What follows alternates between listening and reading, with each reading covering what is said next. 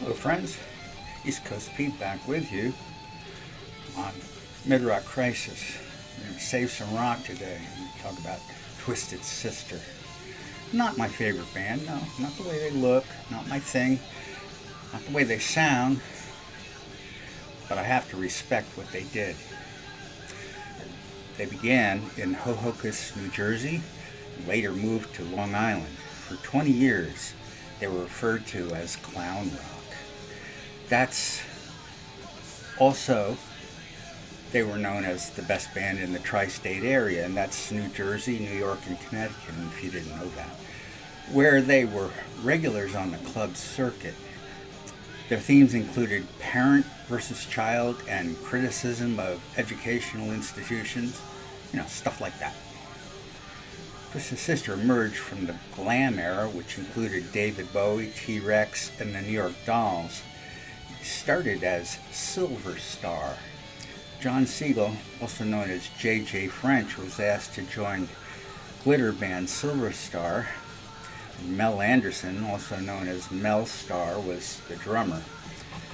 J.J. disliked the Silver Star name, and J.J. agreed to the Twisted Sister name and oversaw a revolving door of members. In the summer of '73, they were the house band at the Mad Hatter Club. They played 5 40-minute shows a night, each with costume changes. Ed Ojeda joined as a vocalist and second guitarist. Twisted Sister was influenced by David Bowie, Slade, Mott the Hoople, the Rolling Stones, and the New York Dolls.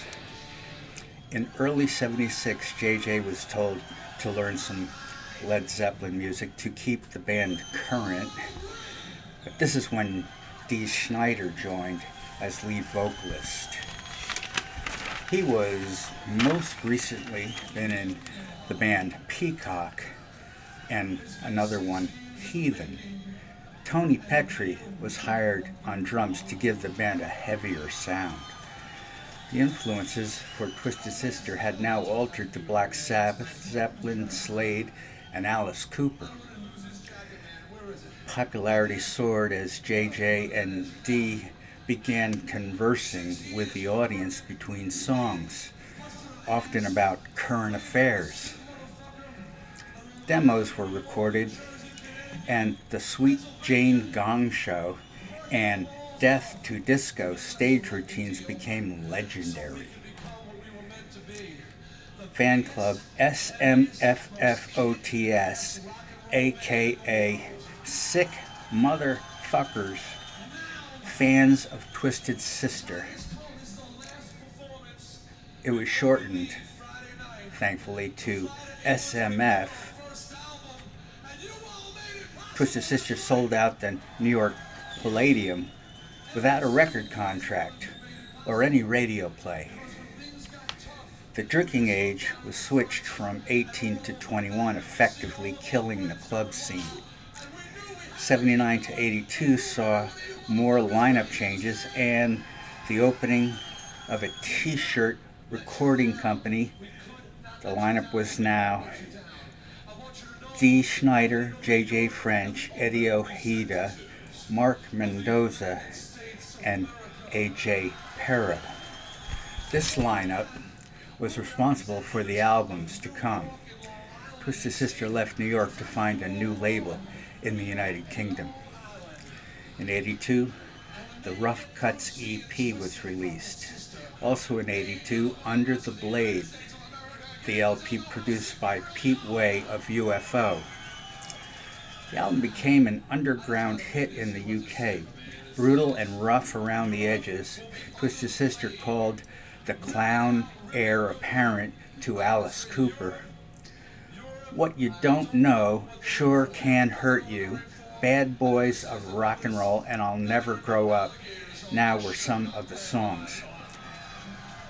Reviews were pretty good, even though the sound quality was poor to fair. In '83, You Can't Stop Rock and Roll, The Kids Are Back, I Am in Me, We're Gonna Make It. Twisted Sister opened for Motorhead, and Fast Eddie Clarke contributed lead guitar to Tear It Loose. Music videos were made in '84. LP Stay Hungry was their first international hit. A young Metallica opened for Twisted Sister. Stay Hungry sold 5 million. Twisted Sister appeared in Pee-wee's Big Adventure film. Conservatives dislike Twisted Sister for their anti-education stance. Twisted Sister was singled out by the PMRC, and Dee Snider was called on to testify before the Senate committee. Wonder how that was blocked. Did he go in costume? I think maybe he might have. Stay Hungry singles, We're Not Gonna Make It, Take It, and I Wanna Rock were the band's two biggest hits. Love Is for Suckers album in '87 was originally meant to be a Dee Snider solo album, but Atlantic thought there would be more sales if it was a Twisted Sister album. Big mistake. The polished sound disappointed fans, and Dee Snider quit. And then the band broke up in 1988. But they would reform several times. Snider put out a film, Strangeland, in 2001. A tribute album was comprised by Motorhead, Anthrax, Overkill, Joan Jett, and others. Twisted Sister in full makeup and under another name with no makeup. Snider also hosted a syndicated radio program called The House of Hair. Last show by Twisted Sister was in 2016 in Monterey. What happened to these guys? They did everything they could to make a name for themselves, and when it became time to face their audience without makeup, they were very angry, because it seemed like the audience would only listen to their music if they were made up. Well, all the eyeshadow and all the paint on their faces, like the clowns that their larger fan base thought they needed to be. But, they made such an impact, and they deserve better.